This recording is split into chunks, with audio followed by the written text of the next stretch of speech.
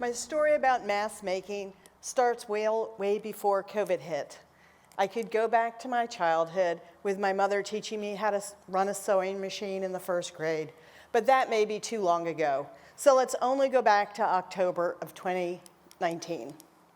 At that point in the pre-COVID world, I had an amazing opportunity to go to Australia for a conference, and I stayed an extra week to experience Australia's diverse wildlife. It was a biologist's dream vacation.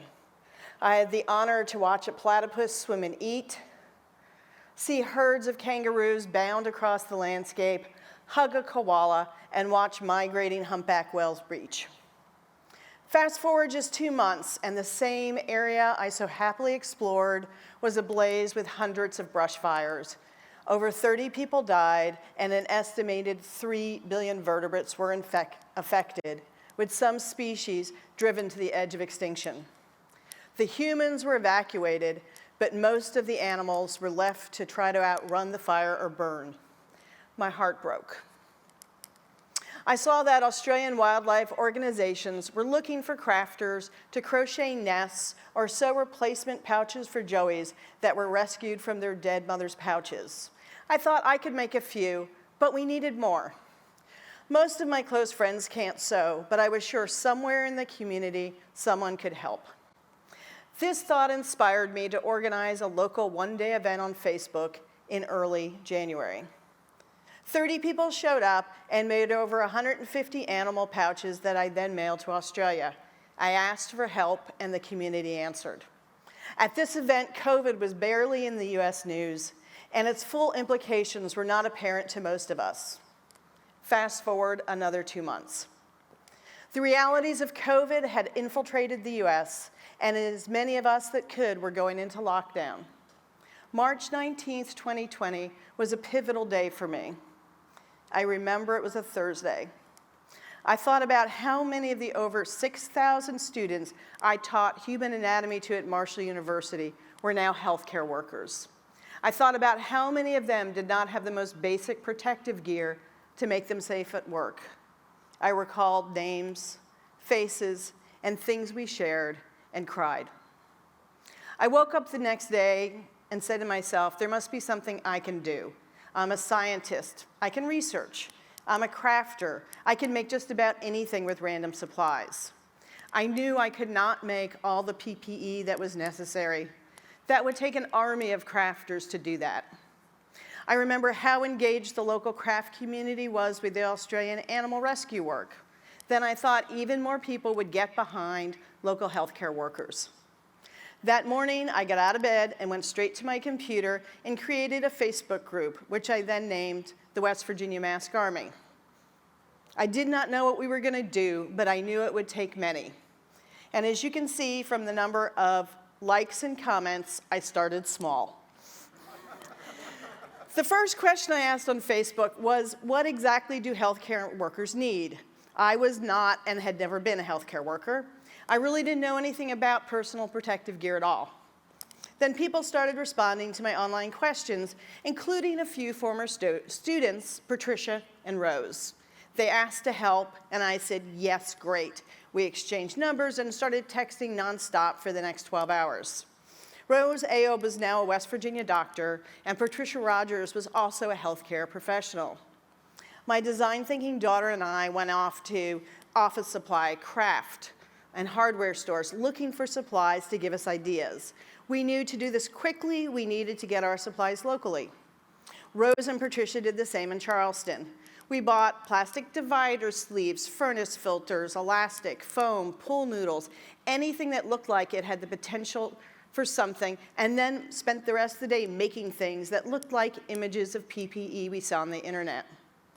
Early that same evening, Patricia met us in a parking lot halfway between Charleston and Huntington. We said hi and we waved, and we shared copies with one another of what we had made. We dropped our bags of homemade PPE on the ground and stepped away so we could have non-contact exchange, and then promptly sanitized our hands. Later that night, we dropped off prototypes of both plastic face shields and masks with a few doctors. We needed healthcare provider feedback. If I zoom in on my Facebook post for that day, What it says down here is, Patricia Rogers came up with a brilliant idea for surgical mask fabric. If you want to start sewing, use furnace filters. I'm guessing at this point this is what hospitals will want. Any basic design will do, but use this stuff as fabric. Also include wire, pipe cleaner, or twist ties for the nose. I'm exhausted as I've been doing this for over 12 hours today, and I'm retiring from Facebook now. But as soon as we have more time and info, I will post more. Tomorrow, we will write up directions and make videos. The design phase was finished on day 1. We felt the urgency of the situation and worked at the speed necessary. I woke up day 2 thinking, now we have a design, so next on the list is bulk materials. So Anna and I went to Lowe's and craft stores to buy furnace filters and elastic. We had no organizational money, as we'd only been in business for 24 hours, so I maxed out a personal credit card.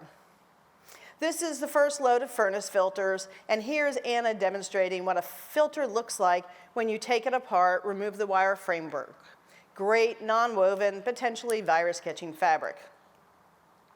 Fundraising would be next, so we could get supplies into the hands of our sewers as soon as possible. Fortunately, Marshall English faculty Hillary Brewster messaged and asked if she could help, although she couldn't sew. I said, yes, we can use your help now, and she instantly became our chief financial officer. Before I went to bed that night, I Facebook messaged Marshall alum and successful businessman Brad Smith. I'd never met him, but I just attended an inspirational talk he had given, and I felt like he was a community helper. I briefly wrote to him what I wanted to do, and I asked for his support. I woke up day 3 with his $5,000 donation in our GoFundMe account. This was a great start. Next, we asked Hillary to get us nonprofit status, and with help from Joe Manchin's office, within a week, the West Virginia Mask Army was officially a nonprofit. We needed sewers and a website to distribute information. We asked on social media, and people responded. So many people responded. So many women and men ripped apart furnace filters, pulled the metal wire out of them, and then cut and sewed masks for hours every day. On March 23rd, our first masks were delivered to Charleston Area Medical Center, where Rose was a pediatric urologist at the time. This was only 4 days after my random shout out on Facebook saying, hey, we need an army of helpers. The army grew. Whenever people asked if they could help, I said we need people to sew. We quickly realized we needed a centralized location to distribute supplies to people and to receive the finished masks. We started a hub in Huntington and then next in Charleston. People began contacting us from all over the state. Our hub system grew. We ended up with 9 statewide hubs so that anyone who could sew could pick up supplies for free and return them directly to our hub or donate them directly. These hubs were in churches, museums, businesses, and run out of people's garages. People sewed and sewed and sewed. We took orders on our website. Hospitals, nursing homes, home health care workers, post office workers, firemen, police, EMTs, missions, shelters, wherever there was a need, we delivered masks. When the first case of COVID was announced on the evening news one night at a nursing home in Wayne, we had 350 masks at their door first thing in the morning to donate. People asked what they could do if they couldn't sew. We said, yes, we need more website features. Yes, we need people with medical knowledge to handle requests.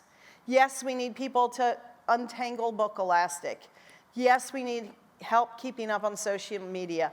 Yes, we need drivers to help move supplies around. Yes, we need a how-to video and a YouTube channel, and on it went. We asked and people gave, we made and we grew. We had so many volunteers, it was difficult to keep up on the supply end. When we could not find elastic in stores for earbands, we asked people to raid their sewing baskets and donations came in. A drape manufacturing company in Fayette County gave us hundreds and hundreds of yards. When elastic ran out, our sewers made do. We got anything that was stretchy. Swim caps, exercise bands, headbands, and who knew the inside of a bungee cord was made up of tons of individual elastic strips. Because of this, I always referred to elastic as plague gold. We were running out of elastic options. Again, I asked for help. After a day on the phone begging underwear manufacturers unsuccessfully for elastic, I asked on social media who knew where we could find bulk elastic. A work friend in Calgary gave me the name of a woman in North Carolina. I contacted Kathy from North Carolina and found out she was born in West Virginia and still had family here. She was able to send me up to 50 pounds of elastic at a time, even though it was way scarcer than toilet paper or Clorox wipes.